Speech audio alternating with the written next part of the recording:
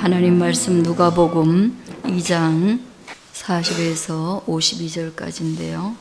그의 부모가 해마다 6월절이 되면 예루살렘으로 가더니 예수께서 12살 되었을 때에 그들이 이 절기의 관례를 따라 올라갔다가 그 날들을 마치고 돌아갈 때에 아이 예수는 예루살렘에 머무셨더라. 그 부모는 이를 알지 못하고 동행 중에 있는 줄로 생각하고 하룻길을 간 후 친족과 아는 자 중에서 찾되 만나지 못하며 찾으면서 예루살렘에 돌아갔더니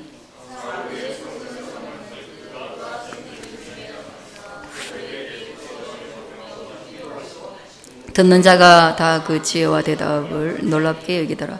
그의 부모가 보고 놀라며 그의 어머니는 이르되 아이야 어찌하여 우리에게 이렇게 하였느냐. 보라 네 아버지와 내가 근심하여 너를 찾았노라. 예수께서 이르시되 어찌하여 나를 찾으셨나이까. 내가 내 아버지 집에 있어야 될 줄을 알지 못하셨나이까 하시니 그 부모가 그가 하신 말씀을 깨닫지 못하더라. 예수께서 함께 내려가사 나사렛에 이르러 순종하여 받드시더라. 그 어머니는 이 모든 말을 마음에 두니라. 예수는 지혜와 키가 자라가며 하나님과 사람에게 더욱 사랑스러워 가시더라. 아멘. 예수님이 이 땅에 오셔서 글을 하나도 남기지 않으셨어요. 예수님이 글을 남기셨더라면 아마 제자들 그리고 사도들의 글은 별 의미가 없지 않았을까 그런 생각을 합니다.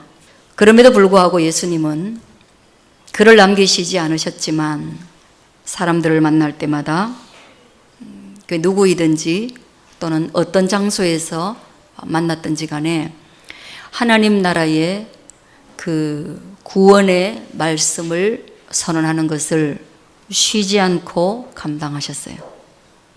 여러분 아시다시피 사마리아의 우물가에서 여인을 만났을 때 그 따뜻한 대화를 기억하잖아요.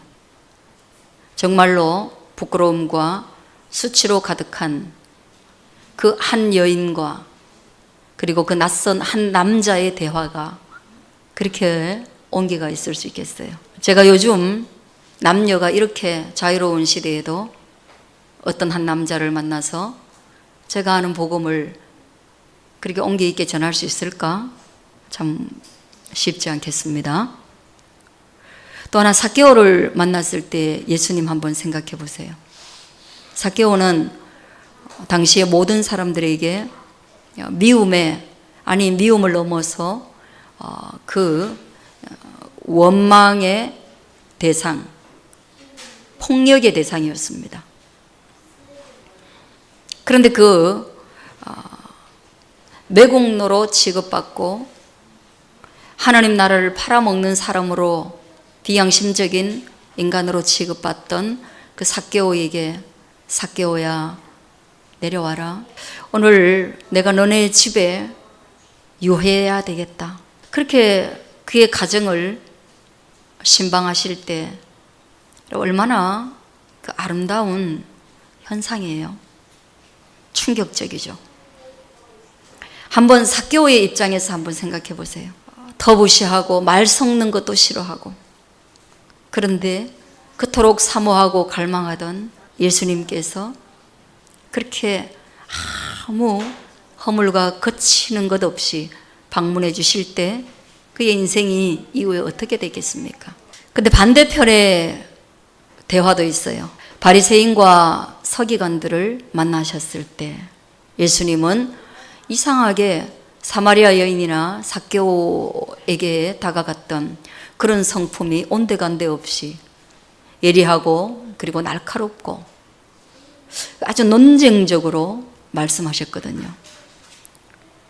그래서 그런 예수님의 글은 없지만 예수님의 이야기, 특별히 바리새인과 서기관들에게 하나님 나라에 대해서 논쟁적으로 말씀하시는 그걸 가리켜서 하브루타라고 합니다.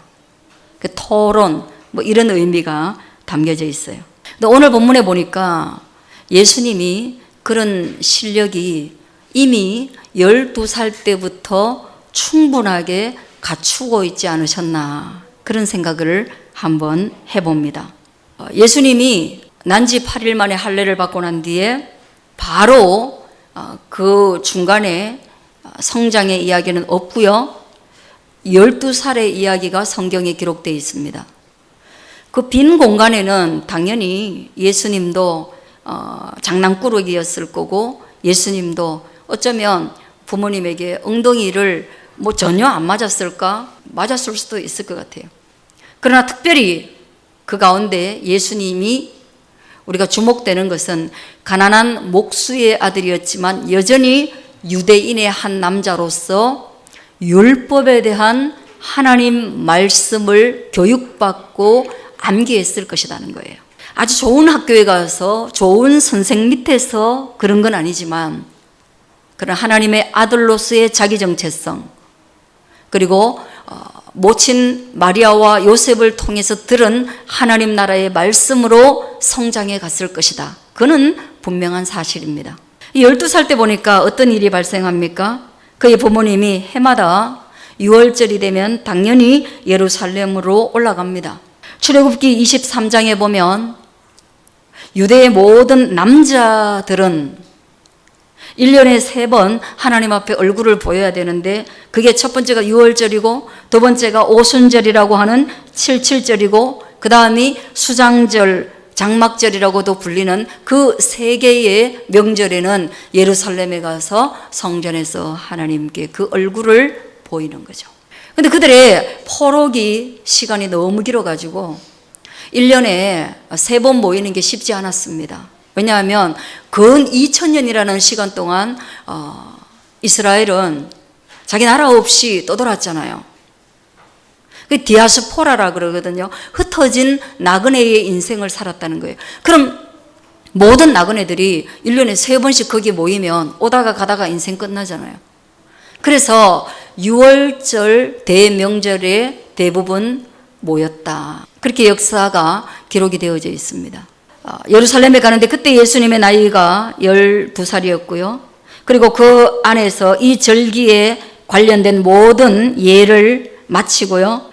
돌아가야 되는데 아이 예수가 그 돌아가는 여행자들의 무리 속에 있지 않고 어떻게든 혼자 빠져가지고 예루살렘에 머물러 있었습니다. 그래서 쉽게 얘기하면은 예수님 놓고 그냥 부모님들이 가버리신 거예요. 12살 난 아들을 내비두고 그냥 간 거예요. 물론 12살이라고 하면 유대의 성인 남자들이 27, 8에 결혼하고 여자는 13살, 14살에 결혼하는 것 따르고 그리고 유대에는 13살이면 성인식을 하는 거 이런 거 다 따라가지고 그 이전에 율법과 어떤 토라의 모든 말씀들을 숙지한다. 이렇게 보면 12살이면 아주 적은 나이는 아니에요. 그래도 성경에서는 아이로 표현되고 있습니다. 어린날에 선물을 받아야 되는 그런 연령이란 말이에요. 없어요. 놓고 갔어요. 근데 부모님이 그걸 몰랐어요. 그 조금 멀찍이 있었겠죠. 한 그 정도 되는 나이니까. 예. 그래 같이 있는 줄 알고 하룻길을 걸어갔습니다. 이게 44절이에요. 하룻길을 걸어가가지고 친족들하고 다 같이 이렇게 무리를 지어가지고 또 같은 동네 사람끼리 다니겠죠. 그죠? 그래 쭉 가는데 아차! 보니까 없는 거예요. 아무도 못 봤다고 하는 거예요. 이런 물건 찾을 때 마지막 어디에서 봤느냐가 관건이잖아요. 그죠? 이런 아이 찾을 때도 마지막에 누구랑 얘기했냐? 근데 보니까 길에서 아이 예수를 보니까 아무도 없는 거예요. 거꾸로 가야 됩니다. 예루살렘에 돌아갔더니 그랬더니 오고 가고 뭐 이래저래 하고 나니까 사흘째 되던 날에 성전에서 예수님을 만났습니다. 저는 예전에 이 말씀을 들을 때요. 아니 무슨 애가 12살인데 잃어버리고 하루가 지나서 어떻게 아냐. 그리고 사흘 뒤에 하루길이었는데 또 사흘 뒤에 예수님을 찾는 건 뭐냐. 그래 생각을 했었거든요. 근데 이건 너무나 충분히 가능성 있는 얘기예요. 여러분 무슬림들 보면 무슬림 성전에 모일 때 한번 보셨어요? 얼마나 많은 사람이 모이는지 모든 질서를 오늘날 모든 질서를 다 동원해도 압사하고 막 죽고 이래요. 그 다음에 또 인도에서 이 이스라엘 유월절과 같은 날에 행해지는 종교의식, 강가에 다 모여가지고 몇 개가 되는 강이 있는데 그 중에 제일 유명한 그 강 이름을 제가 기억을 못 하겠는데 거기 다 모여가지고 거기서 이제 씻고 하는 그런 종교의식이 있거든요. 그거 하는 거 TV에서 한번 보여주는데 한 달 전부터 막 거기 길을요 닦아요. 그게 막 차가 막 다 들어와야 돼요. 아예 길을 만들어요. 막 뭘 깔아가지고 모래에 차 바퀴가 안 들어가게. 그리고 난 뒤에 그 행사를 아주 긴 시간 동안 해요. 그 긴 시간 동안 하는데 같은 모임의 성격을 가지고 있는 그 무리들끼리 안 헤어지려고요. 온갖 프로그램들, 온갖 그 조직력을 다 동원하는데 마지막에 그 행사가 끝나고 나는데 다 돌아가고 나면요. 그때 행사 기간 동안 생긴 미아가 제가 그때 듣고 너무 놀랐는데요. 그냥 뭐 10명, 20명이 아니에요.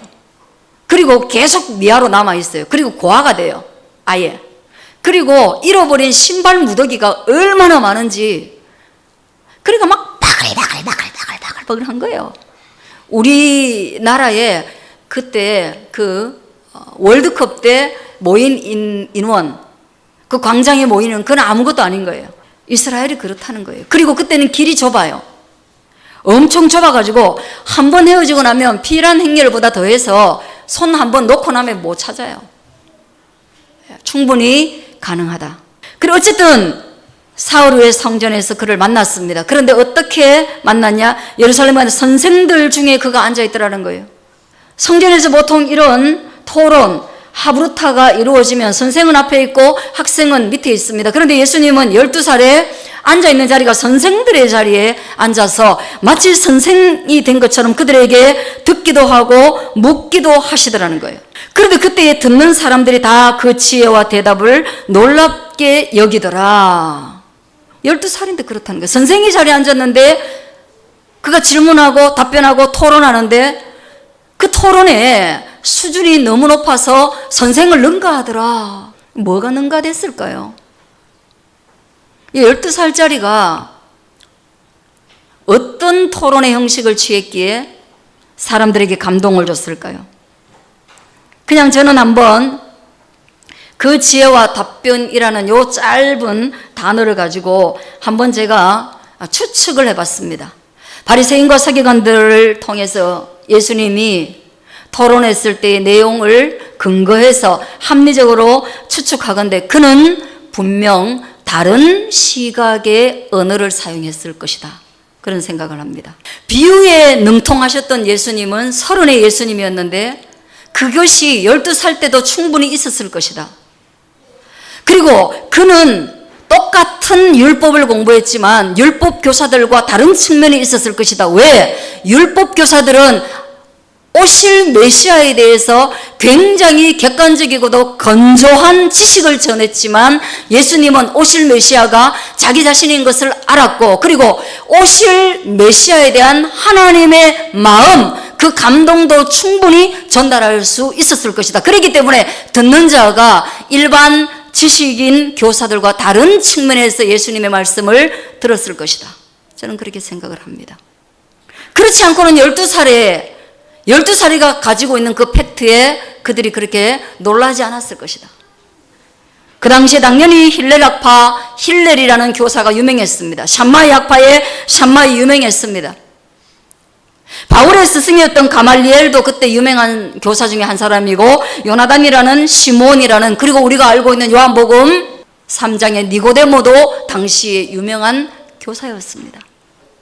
그런 교사들, 그 쟁쟁한 사람들을 뒤로하고 12살 난 예수님을 향하여서 그들이 지혜와 답변을 놀랍게 여겼다는 것은 그가 오실 메시아 곧 하나님의 아들이었기에 하나님의 율법의 말씀에 대한 더 확실하고도 더 따뜻한 그리고 본질을 꿰뚫는 율법을 설명했기 때문에 그랬을 것이다. 제가 그렇게 한번 생각해 봅니다. 그런 과정 중에 부모님은 뭐예요? 충격을 받았죠. 그리고 나무랍니다. 엄마 마리아가 아이한테 어찌하여 우리에게 이렇게 하였느냐. 그 뭐예요? 너 12살이면 알만한 나이지. 너 12살이면 네가 없어졌을 때, 말없이 없어졌을 때 부모가 얼마나 걱정할지 너 알만한 나이라는 거예요. 그런데 너 천하태평으로 우리는 이렇게 찾아서 사흘을 헤매고 있는데 여기에 앉아가지고 마치 없는 일처럼 이렇게 하고 있으면 이 밉상이다는 거예요. 화났어요.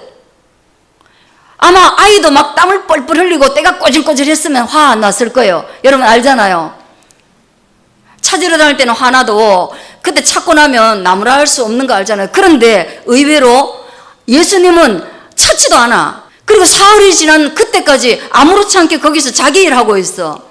그러니까 찾았다는 안도감보다는 그렇게 한 거에 대한 원망 때문에 아이야 왜 그랬냐?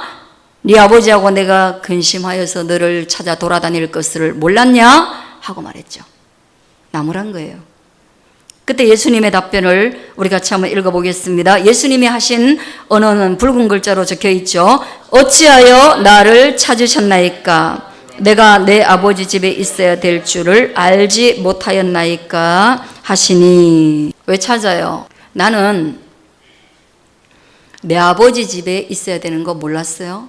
그 말은 뭡니까? 마리아가 이렇게 말해요. 나하고 너그 아바이하고 나하고 너그 아바이하고 한 사흘을 계속 찾아 돌아다녔다.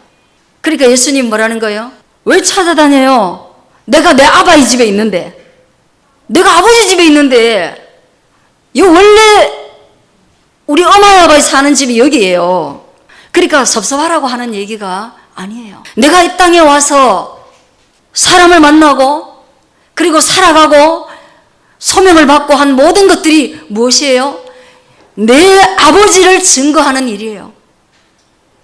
그리고 그 하나님 아버지를 증거하는 그 일을 오늘 이제 여기 와서 12살에 어떤 관문을 거치고 난 뒤에 내가 이 아버지를 모르는 육체의 엄마의 아바에게 매여있는 그들에게 하나님의 아버지에 대해서 본질을 깨닫지 못하는, 하나님 아버지를 알지 못하는 그들을 향하여서 나의 아버지, 나의 하나님, 진짜 내 아바이를 말해주고 싶은 거예요. 내가 아는 그 하나님을 그들도 알아야 되는 거예요. 그 역할을 내가 하고 있습니다. 그래 말하니까 부모님이 그 말에 대해서 의도를 몰라요. 아버지 지금 걱정해가지고 했다는데, 아유, 우리 아버지 여기 있는데 뭐, 여기가 아버지 집인데요 뭐, 내가 뭔 집을 잃었습니까? 내가 진짜 집을 찾았습니다. 내가 뭘 아버지를 잃었습니까? 내가 진짜 아버지한테 있습니다. 그렇게 하고 나는데 51절 한번 보세요. 예수님께서 함께 내려가사. 그렇게 하고 난 뒤에는 예수님이 같이 동행했습니다. 가셨어요. 아직은 때가 이르지 않은 나이이시죠. 나사렛에 이르러서 하나님 아버지를 위해서 순종하며 살아야 된다라고 마치 선을 그었는데, 그런데 내려가셔서는 뭐라고요? 여전히 그가 나사렛에 이르러는 순종하여 엄마를, 아버지를 받들어서 모시더라. 할렐루야. 참 독특하시죠. 예수님은 여러분이 아시다시피 이렇게 부모님을 모신 거요, 약속 있는 첫 계명 에베소서 6장의 말씀을 실천하신 거요, 이거 여기에서 순종하여 받들어 모시는 것뿐 아니라 십자가에 못 박혀서 돌아가시는 그 순간까지 마리아에게 어머니라고, 어머니 보소서 아들입니다 라고 이야기하고, 그리고 요한에게 어머니를 부탁하는 그런 효를 다하셨는데, 그거 같은 맥락입니다. 그렇게 육체의 아버지도 모셨더라. 그리고 난 뒤에 마리아가 이제는 이 모든 것을 마음에 두었다. 이제 육신의 어머니로서, 육신의 아버지로서 자기들의 소명이 다해간다라는 것을 아는 그런 엄마로서의 그 애틋한, 육체의 엄마로서의 그 애틋한 마음에 대해서 분리에 대한 준비를 했다라는 의미가 여기에 포함이 되어져 있는 것입니다. 여러분, 자녀가 12살이 됩니다. 사춘기가 됩니다. 그럼 뭐예요? 우리가 내 속으로 나왔다는 거 알지만, 그러나 우리가 그 자녀를 부르시는 하나님의 소명을 생각하면서 언젠가는 그가 세상을 향하여서 떠나가야 된다라고 우리는 생각을 합니다. 그죠? 생각을 해요. 예, 또 떠나보내야 됩니다. 안 떠나보내면 어떡할 거예요? 그러나 세상을 향해서 떠나보내는 것보다 더 깊은 이 마리아의 마음은, 저와 여러분에게 있어야 되는 마음은 뭐예요? 하나님의 소명, 하나님의 나라에 쓰임받는 사람으로 그가 홀로 서게 될 그때가 올 것을 저와 여러분도 준비하고 생각하셔야 됩니다. 믿으시길 바랍니다. 보내야 됩니다. 보내야 돼요. 시집 장가가기 이전에 보내야 됩니다. 어렸을 때 하나님의 말씀을 들었으면 이제 1대1로 하나님과 인격적으로 만날 것을 기도해주고, 그리고 그가 1대1로 하나님과 만나면 그가 나하고 똑같은 모습으로 하나님께 헌신하는 것이 아니라 그의 기질과 그의 모든 달란트를 하나님이 활용하셔서 하나님 나라에서 나와 다른 모습으로 사용하실 것을 믿고 우리의 마음에 두고 그를 하나님의 나라에 보낼 것을 예비하셔야 됩니다. 그게 부모의 역할이에요. 그렇게 해서 예수님이 마지막 절에 보면 지혜와 키가 자라가며 하나님과 사람에게 더욱 사랑스럽게 성장하여 갔다라고 말하고 있습니다. 성경적으로 제가 여러분에게 간단하게 말씀드리고 싶은 것은 그거예요. 예수님은 사람에게 사랑을 받았구나, 하나님께 사랑을 받았구나, 예, 그거 맞습니다. 사랑받는 자녀는 사랑받으면서 자라야 되는 거 맞습니다. 그리고 예수님도 또한 육신의 성장과 더불어서 지혜, 지성의 성장, 마음의 성장, 한 인간으로서 인격체로서 지정의의 성장을 추구하셨구나, 그것도 맞습니다. 그러나 성경은 이런 단어보다 더 집중하여 우리에게 한 사람을 성장시키기 위한 조건을, 첫 번째는 고린도전서 3장 6절에서 말하는 것처럼 하나님의 은혜를 받아야 한 인간이 온전하게 성장할 수 있다는 걸 말하고 있어요. 예, 누군가 씨앗을 뿌립니다. 그리고 누군가 물을 줍니다. 그러나 고린도전서 3장 6절은 이렇게 말합니다. 열매 맺게 하시는 이는 하나님이시다. 성장시키고 그가 올바르게 성장하고 그가 또한 열매를 맺는 데까지 나아가는 것은 심고 물 주는 것보다 더 대단하게 하나님의 은혜, 그 은총을 받아야 인간이 성장한다라고 말하고 있습니다. 저와 여러분이 하나님의 은혜 받는 것을 기뻐하고 주목하고 우리의 아이들이 하나님의 은혜 받는 자리에 끊임없이 우리의 아이들을 보내고 우리의 아이들을 그런 환경에 노출시켜야 될 줄로 믿습니다. 그럼 뭐 있어요? 집회한다 하면 무조건 보내는 거죠. 성경 공부한다 하면 보내는 거죠. 그리고 또 뭐 있어요? 예수님 잘 믿는 사람이 오늘 여기 구미 동네 왔다 하면 얼굴이라도 보라고 가가지고 보내는 거예요. 그런 환경에 아이들을 노출시키는 겁니다. 그렇게 해서 그 아이가 은혜의 자리에, 그런 집회의 자리에서 노출돼가지고 그런 걸 막 눈물 흘리고 찬양하고 말씀 듣고 기도하고 이런 선배들을 보면서 그의 인생도 그렇게 가야 할 것을 어렴풋이 부족하지만 그렇게 다 받아들이고 언젠가 그가 하나님의 은혜를 갈망하게 되는 것입니다. 그 다음 두 번째는요, 한 인간이 성장하는 두 번째는 부모의 역할인데 희생과 헌신입니다. 오늘 이 마리아와 요셉처럼 부모를 향해서 그렇게 희생하고 헌신하는 거예요. 부모의 희생과 헌신 없이 어떻게 아이가 자랍니까? 육체를 가진 아이가. 어떤 부모님들은 축구선수 부모님 중에는 아를 때려잡듯이 해가지고 마치 계모처럼 계부처럼 아이를 훈련시키는데 이후에 그가 훌륭한 선수가 되고 나니까 그것이 바로 희생과 헌신의 모습으로 남아있더라는 거예요. 어느 부모도 예외는 없습니다. 머리가 하얘지도록 마음이 또 다 녹아내리도록 자녀를 위하여서 걱정하고 희생할 준비가 되어 있고 헌신하는 겁니다. 오늘 출애굽기를 통하여서 하나님의 말씀을 우리가 배우겠지만 하나님이 애간장이 녹도록 이스라엘 백성을 위해서 희생하고 헌신하는데 그걸 알아차리지 못하는 불효막심한 이스라엘이 얼마나 그 부모된 하나님의 마음을 아프게 하고 힘들게 하는지. 그러나 언젠가는 알게 될 날을 생각하면서 부모가 그렇게 희생하는 것, 그게 바로 한 인간을 성장시키는 필수 요소라는 것을 믿을 수 있게 되어지길 바랍니다. 여러분의 부모님이 그렇게 희생하고 헌신했다는 것을 어버이날뿐 아니라 마음으로 아시는 게 맞지요. 그 다음 마지막에 하나 한번 따라합니다. 자녀의 노력. 자녀 스스로가 그럼 하나님의 은혜를 받고 부모도 희생하고 헌신했는데 그러면 안 되는 놈 뭐냔 말이에요. 삼박자가 있잖아요. 자녀 스스로가 해야 되는 거예요. 저희는 그런 말을 합니다. 자녀를 향해서. 야, 너 학원 가고 싶다 하면 내가 학원 끊어주잖아. 엄마 때는 학원 가고 싶어도 못 갔다. 이렇게 얘기해요. 야, 너 옷 가지고 싶다면 옷 사주잖아. 우리는 짝퉁만 했고 그 다음에 메이커는 다 떨어진 거라도 우리가 물려받으면 너무 좋아했다. 그냥 다 해주잖아. 그 다음에 공부할 때 필요한 거 컴퓨터 다 사주잖아. 알고도 사주고 속고도 사주고 어떻게든 이거 해주면 잘할 것 같아서 막 해주잖아. 다 해줬는데 왜 공부 못하나 이 말이에요. 우리 막 화를 내죠. 마지막에 뭡니까? 그렇게 해도 우리가 자녀에게 수고했다라고 말하는 이유가 뭐예요? 엄마가 다 대줬지만 그래도 엉덩이 붙이고 10시간 내가 앉아 있었잖아. 그 말인 거예요. 그거 이해가시겠어요? 네. 엄마 새벽에 내가 다시 일어나서 학교 갔잖아. 안 가면 뭐 할 거예요? 예? 목을 매서 끌고 갈 거예요?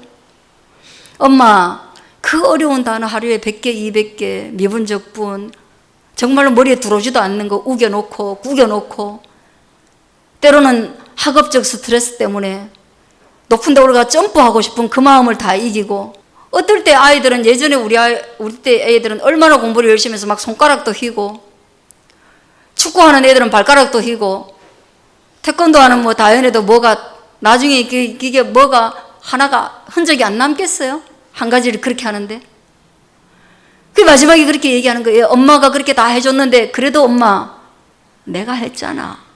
그 말하는 거예요. 그게 그래서 우리가 뭐예요? 진짜 네가 수고했다. 그래서 네가 가지고 오는 거 네가 하는 거 엄마가 아무리 희생해도 다 네 거다. 그렇게 얘기하잖아요. 한 인간이 온전하게 성장하는 거 하나님의 은혜가 필요한 줄로 믿습니다. 그 하나님의 은혜를 대신하는 부모님의 희생과 헌신이 필요한 줄로 믿습니다.